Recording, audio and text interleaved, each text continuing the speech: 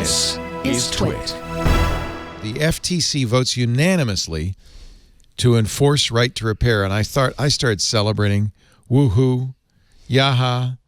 The move follows an executive order issued last week by the White House, urging the agency to secure consumers' rights to fix their own gadgets.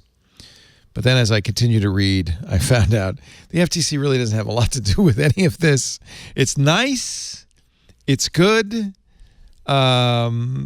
It's great that the government is behind this, even though Apple, John Deere, and others have been fighting it state by state. The FTC issued a lengthy report last May that blasted manufacturers for restricting repairs. They voted 5-0 to enforce the Magnuson-Moss Warranty Act. Of course, the new chair at the FCC is one of those people President Biden appointed that is really anxious to prosecute big tech.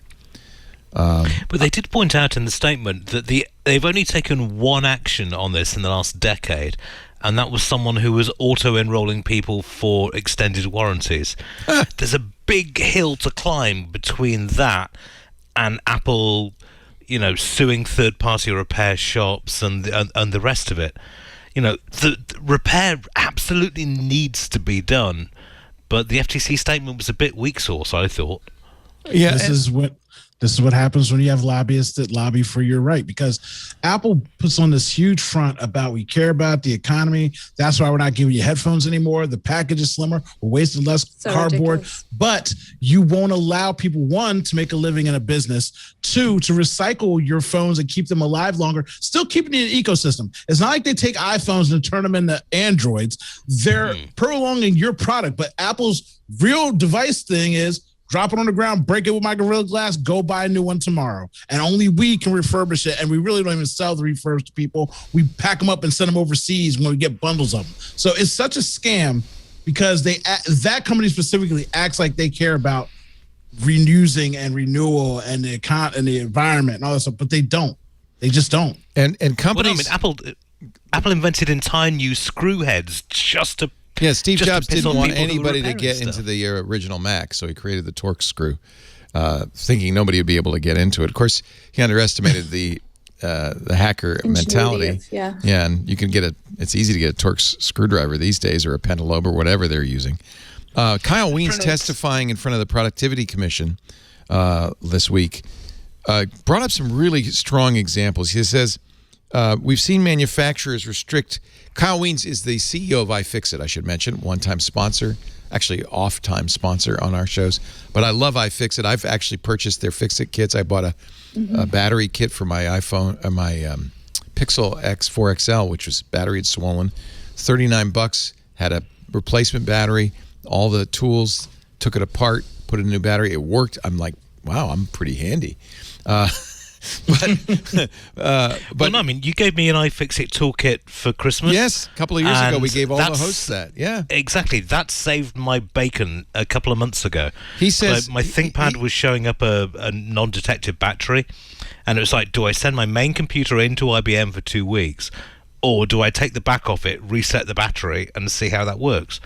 So, of course, we need to repair this stuff. Yeah. And I think Kyle's even fairly conservative. He's not even saying, because his company basically sells parts, manuals, and tools. That's their business, so that you can fix your own stuff. He says, look, if something's gone out of warranty, we should at least be able to buy the parts to fix that, right? He says, we've seen manufacturers, this is a quote, restrict our ability to buy parts. There's a German manufacturer of batteries called Varta.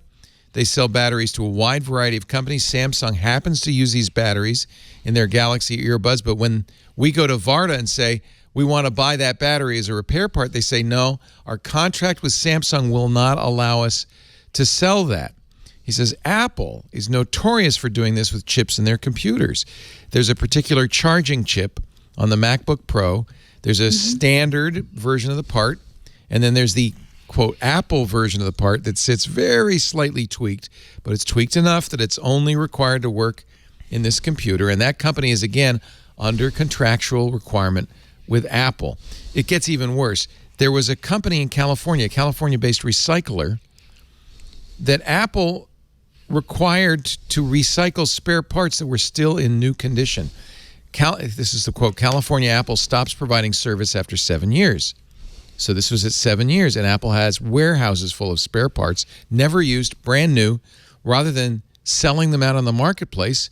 So like someone like me, says Kyle, who eagerly would have bought them, they were paying the recycler to destroy them.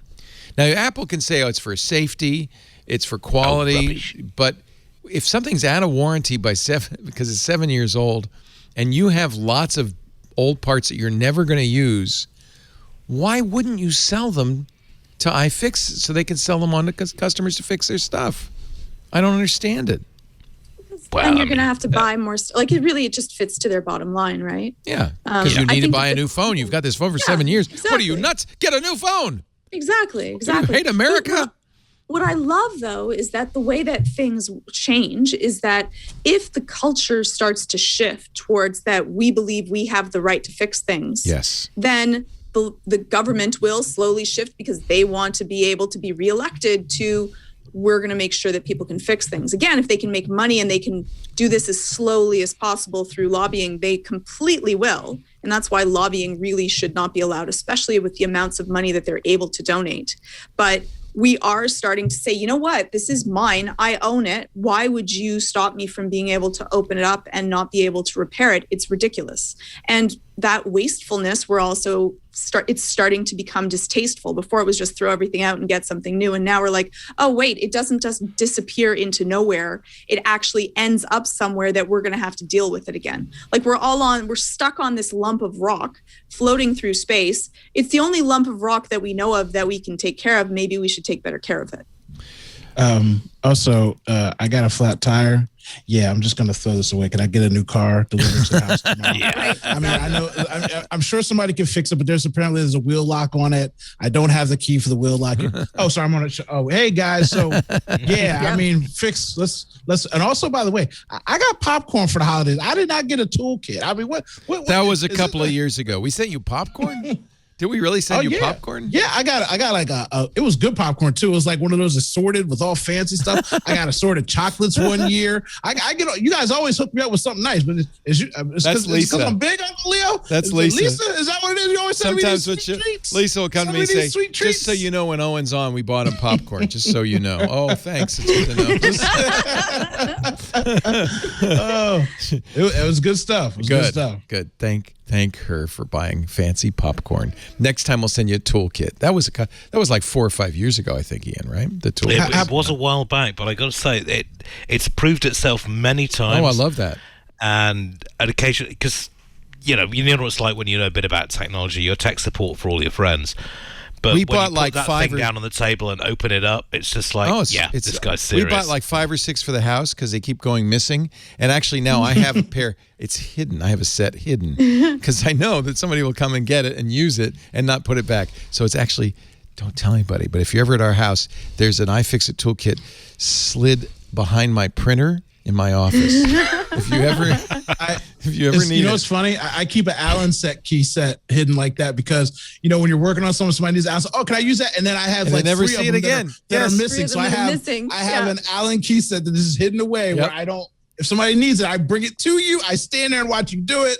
I take it back because otherwise it'll be lumped up with the other ones that are missing.